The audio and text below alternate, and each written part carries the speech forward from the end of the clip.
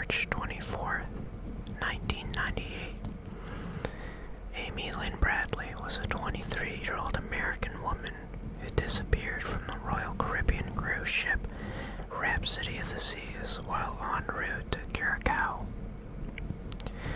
A graduate of Longwood University, Bradley disappeared without a trace and remains missing. Atlantis Coast Guard conducted a 4-day search of the surrounding waters and cruise line routes, but found no evidence.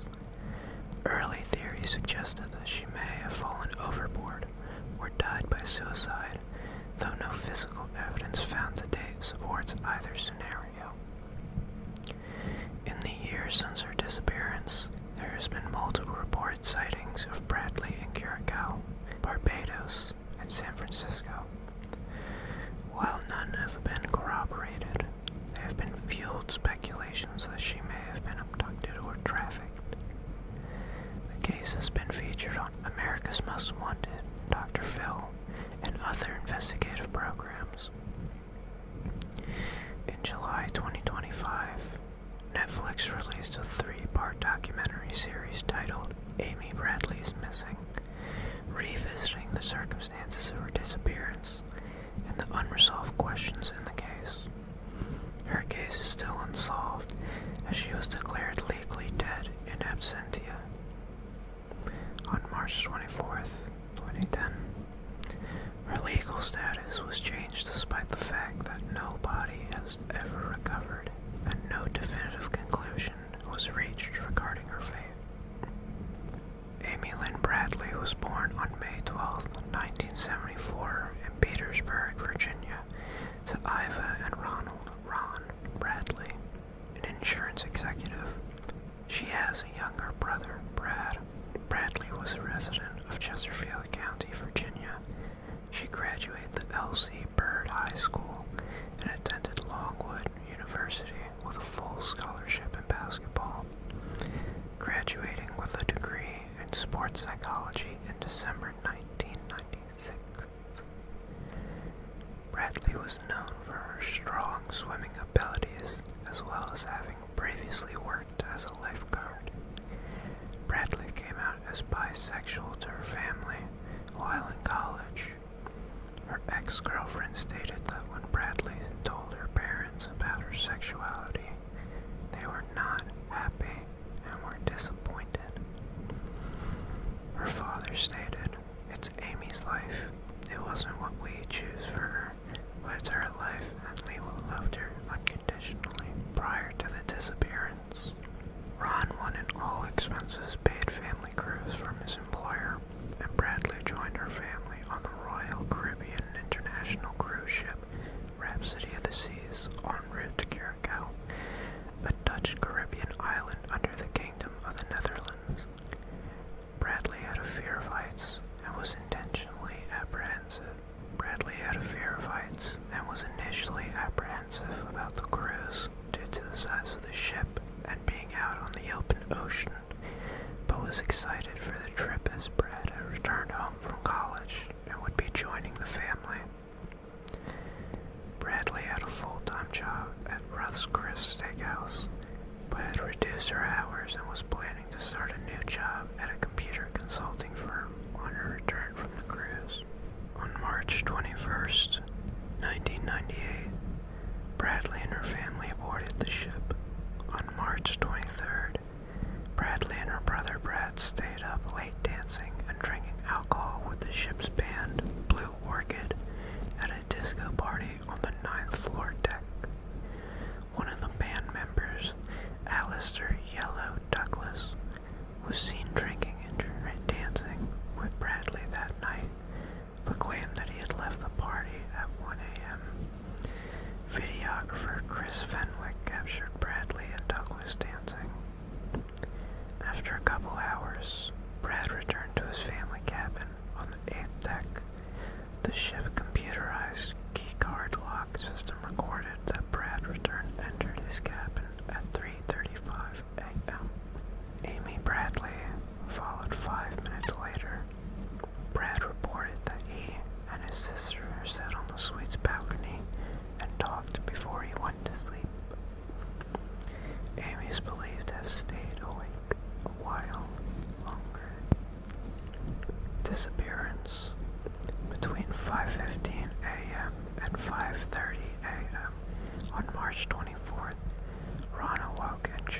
his children, seeing that Bradley was asleep on the lounge chair of their cabin's balcony. Ron told local newspapers, "I could see Amy's legs from her hips down. I dozed back off to sleep. The balcony door was closed, because if it hadn't been closed, I would have gotten up and closed it." End quote. However, other reports indicated that the balcony door was open at the time. When he got up at 6 a.m., however, Bradley was gone, along with her cigarettes and a lighter. He later said, "I left to try and go up and find her. When I couldn't find her, I didn't really know what to think, because it was very much unlike Amy to leave and not tell us where she was going." After Ron searched the common areas of the ship, she woke up the rest of the family and told them at 6:30 a.m. that Amy was missing. On the morning of the disappearance, 3 witnesses claimed to have seen Bradley on the upper deck with Alistair Douglas between 5:30 a.m. and 5:45 a.m. They had also testified to seeing Douglas hand Bradley a drink containing dark liquid. They claimed Bradley and Douglas arrived in the elevator at the same time, and that Douglas was then seen leaving the upper deck alone shortly after 6 a.m. Search and investigation. Bradley's family immediately reported her disappearance to the onboard crew and pleaded with the crew members to keep the 2,000 passengers from disembarking the cruise and to make an announcement to assist in finding Bradley. However, the team at the purser's office informed them that it was too early to make a ship-wide announcement. The crew agreed to issue an announcement at 7:50 a.m. after a majority of the passengers had left the ship, announcing, "Will Amy Bradley please come back to the purser's desk?" Between 12:50 p.m. and 1 p.m., the crew staff searched through the ship but could not find Bradley. The delay in launching an immediate search had been called a mistake that could have hurt the chances of finding Bradley. Brad recalled that Douglas came up to him shortly after Bradley disappeared and said, quote, "Hey man, I'm sorry to hear about your sister," end quote. No announcement had been made by that time, and Brad said the timing of the conversation was, quote, "suspicious." The FBI interviewed Douglas soon after and gave him a polygraph test, which a Royal Caribbean spokesperson reported that he passed. Ron said that Douglas, quote, "came out of the interview smiling with his thumbs up to his band members. Like, shit, everything's cool. Fuck, I knew what was going on. And I knew he'd been with Amy," end quote. Douglas denied knowing anything about Bradley's disappearance. The Dutch Caribbean Coast Guard conducted a 4-day search that ended on March 27th. Royal Caribbean Cruise Lines chartered a boat to continue looking for her. The Coast Guards used 3 helicopters and a radar plane to assist in the search. Initially, authorities suspected that Bradley had either fallen overboard or died of suicide. However, investigators said there is no evidence that Amy, a trained lifeguard, fell overboard, was pushed, or committed suicide, end quote. Possible sightings. 1 month after Bradley's disappearance, her family of travel to Curacao and were approached by a cab driver who claimed to have seen Bradley while the ship was docking on March 24. He said Bradley was running through the parking lot in search of a phone. He stated he remembered her green eyes,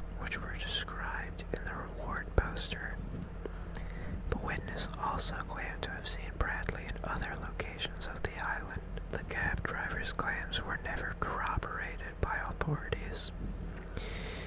In August 1998, two Canadian scuba divers claimed to have seen a woman they believed to be Bradley on a popular Curacao diving beach known as Playa Porto Mari. Witness David Carmichael claimed that a woman matching Bradley's description was in the presence of two, and I quote, aggressive men. One reportedly fitting Douglas's description. The witness yelled out to a friend, asking if she had a piece of his diving gear. The woman believed to be Bradley, upon hearing the man speak English, reportedly spun around and came back towards him. The witness then claimed that the man resembling Douglas came into his field of vision and motioned the woman away to the beach's bar. Carmichael claimed the woman would occasionally look at him and then look down, appearing to try to subtly communicate with him. The witnesses were 2 feet away from the woman and accurately described Bradley's eyes and tattoos. Carmichael recognized Bradley after seeing her photo on America's Most Wanted and stated, quote, I am haunted by that encounter with Amy. I know it was her, end quote. He later phoned Bradley's father and flew to Virginia to meet the Bradley family. The FBI investigated the reported sightings, but were unable to corroborate the claims. U.S. Navy Petty Officer William Hefner claimed to have encountered a woman claiming to be Amy Bradley at a brothel in Curacao in January 1999.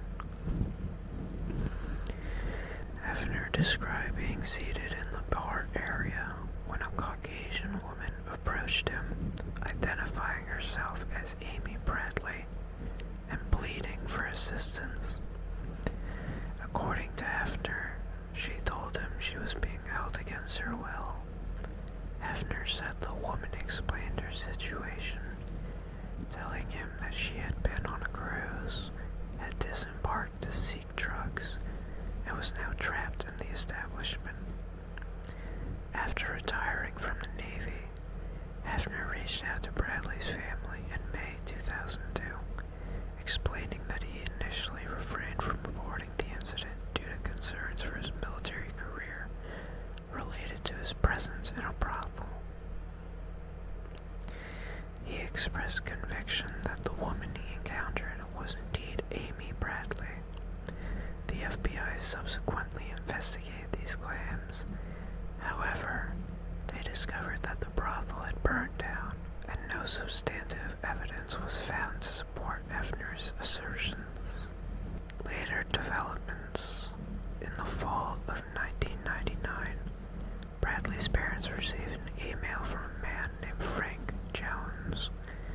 Jones told the family that he was a former U.S. Army Special Forces officer with a team of experienced soldiers who might be able to rescue Bradley.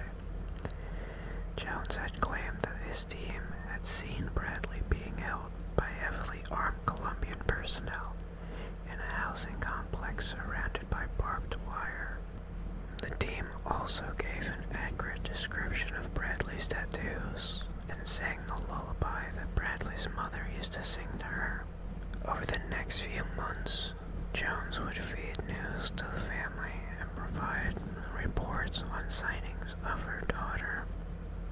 When Jones told them they were going to attempt a rescue, he added that more funds were needed. The Bradleys sent Jones a total of $210,000 to fund the setup for the search, and expected a call from Jones and his team for the results of the rescue mission that never came. Jones had made the story up and tried to scam the Bradleys of money. In February 2002, a federal prosecutor in Richmond charged him with defrauding the Bradleys of $24,444.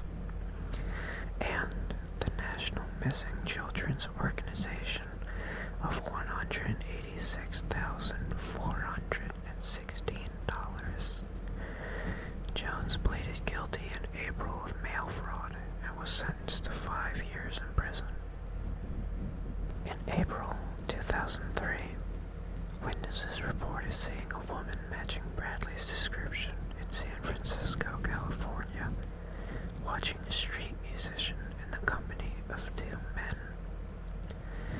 The witnesses asserted they immediately recognized the woman as Bradley. Upon realizing they had been identified, the two men reportedly seized her and fled the scene. The woman allegedly cast a pleading look to the witnesses as she was being taken away. FBI sketches were released of the men who were believed to be with Bradley at the time. In March 2005, a witness named Judy Moore claimed to have seen Bradley in a department store restroom in Bridgetown, Barbados. Moore said she was using the restroom when a woman entered accompanied by four men who were discussing what sounded like an illegal deal. Moore said the woman at one point asked the men if they could stop and see the children. It is unknown what children were being referenced. Moore claims at that point the men left the room and she exited the stall and spoke to the woman. She said she believed the woman said she was from West Virginia and softly said her name was Amy. Moore called authorities and they created composite sketches of men and the woman based on her account. Bradley's parents appeared on November 17, 2005 episode of Dr. Phil. During that episode, an image of a scantily clad woman resembling Bradley that had been emailed to her parents was shown on the program, suggesting that she had been trafficked into sexual slavery. Two photographs were discovered online by a member of an organization that attempts to track victims on sites that feature sex workers. The woman in the photo had been said to appear, quote, distraught and despondent, end quote, and was a sex worker known as, quote, Jazz. The authenticity of the photographs could not be determined by the FBI. Special Agent Aaron Sheridan stated, quote, we did follow that lead. The difficult part is back then information such as that, or pictures such as that, you cannot tell when they're altered, end quote. The man who later worked with the FBI performed facial comparisons. His opinion was the photographs were of Bradley. On November 12, 2010, a human jawbone was discovered on a beach in Aruba. Initially, it was thought to be the jawbone of another missing person, Natalie Holloway, but testing determined that it did not belong to her. No DNA or other testing was done that could have established a connection to Bradley, although the remains were said to be likely from a Caucasian woman. Bradley was declared legally dead on March 24, 2010, 12 years after the disappearance, with no witnesses and no bodies found. There are several theories regarding what could have happened to Bradley. One of the most popular theories was that she was kidnapped and sold into the illegal human trafficking industry in the Caribbean. This was based on the account of Hefner and the photo that was emailed to Bradley's family in 2005. This theory also includes suspicions of the ship's band members on the night of Bradley's disappearance, and conflicts between the story that bass player Douglas gave to authorities compared to what was seen on CCTV. Claims have also been made that a waiter on the ship could have been involved in Bradley's appearance. Throughout the night, Bradley's family was approached by the waiter, asking to pass on a note to Bradley for him involving an invitation for her to go drinking with him once they reached the shore.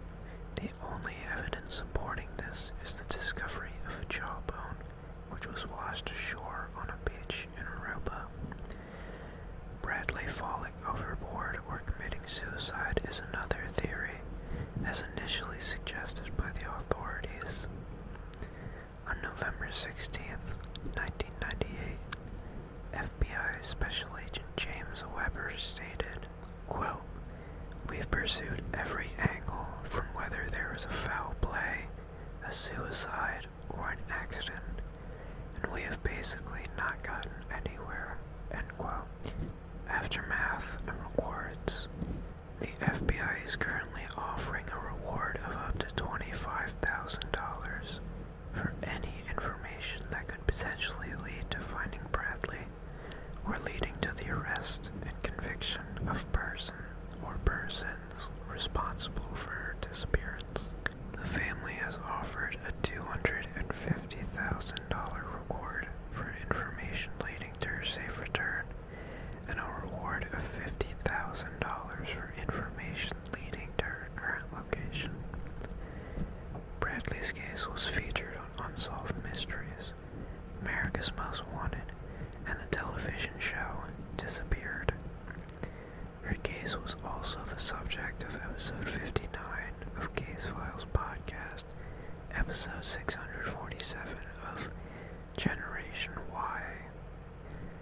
The podcast Crime Junkie and the Casual Criminalist on July 16th, 2025. A three-part documentary series titled Amy Bradley is Missing was released on Netflix. Renewed attention was paid to her case after the disappearance of Natalie Holloway in 2005. On July 27th, 2025, podcast host Ethan Klein announced on the H3 podcast that he would offer $1 million reward for any information or actions leading to Bradley being safely returned home. Thank you for watching today's video. I hope you got tingles. Thank you for watching today's video. If there's any